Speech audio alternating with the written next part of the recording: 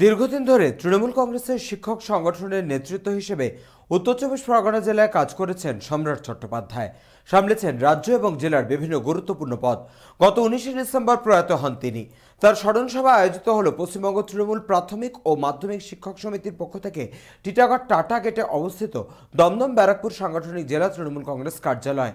শনিবার আয়োজিত সম্রাট চট্টোপাধ্যায় স্মরণসভায় উপস্থিত ছিলেন দমদম লোকসভা কেন্দ্রের সাংসদ সৌগত রায়, দমদম ব্যারাকপুর সাংগঠনিক জেলা তৃণমূল কংগ্রেসের চেয়ারম্যান তথা রাজ্য বিধানসভার মুখ্য সচেতন নির্মল ঘোষ, টিটাগড় পৌরসভার প্রাক্তন পৌরপ্রধান প্রশান্ত চৌধুরী, পশ্চিমবঙ্গ তৃণমূল মাধ্যমিক শিক্ষক সমিতির রাজ্য সভাপতি প্রীতম হালদার, কার্যনির্বাহী সম্পাদক বিজন সরকার সহ অন্যান্য রাজ্য, জেলা ও স্থানীয় শিক্ষক নেতৃত্ব এবং সংগঠনের সদস্যরা। সংবাদ মাধ্যমের মুখোমুখি হয়ে দমদম ব্যারাকপুর সাংগঠনিক জেলা তৃণমূল কংগ্রেসের চেয়ারম্যান তথা রাজ্য বিধানসভার মুখ্য সচেতন নির্মল ঘোষ ঠিক কি বললেন শোনাবো আপনাদের। এই জেলার কংগ্রেসের পক্ষ থেকে 60-এর দশক, 70-এর দশক, 80-র দশক একটানা নেতৃত্ব করতেন।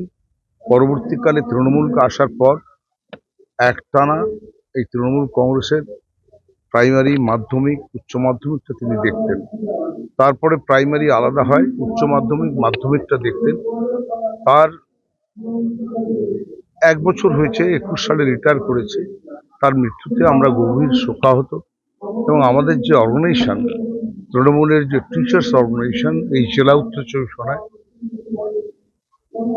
তাতে একটু ধাক্কা খেয়েছি বটে, কিন্তু সকলের আজকের এই যে ব্যারাকপুর, দমদম এবং বনগাঁতে হচ্ছে এবং পরবর্তীকালে আমরা একসঙ্গে বসে এই জেলায় প্রাইমারি এবং মাধ্যমিক, উচ্চ মাধ্যমিক শিক্ষা সংসদের আমাদের দলের যে নিয়ম, সিএম এর সঙ্গে কথা বলে, মুখ্যমন্ত্রী, সর্বভারতীয় সভানেত্রীর সঙ্গে কথা বলে এটা করে দেওয়া।